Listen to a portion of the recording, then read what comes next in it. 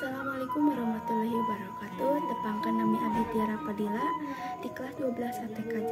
Abdi di dieu bade ngadongeng tentang lutung kasarung. Dina zaman kapungkur aya karajaan anu dipimpin ku saurang raja anu wijaksana. Namina nyaeta Prabu Tapak Agung.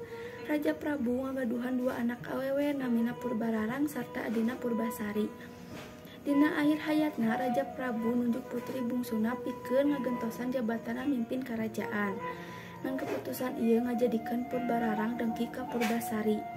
Kusabab eta manehna manggihan saurang nini sihir kanggo nyelakakeun adina.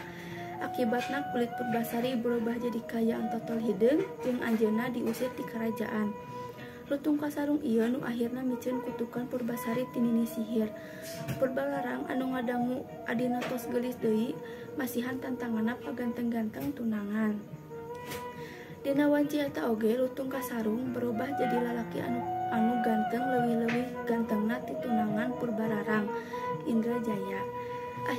Akhirna Purbararang ngaku eleh sarta menta hampura kalepatan salila ieu ka Purbasari. Eta dongeng ti abdi hapunten lamun aya anu kalepatan. Wassalam.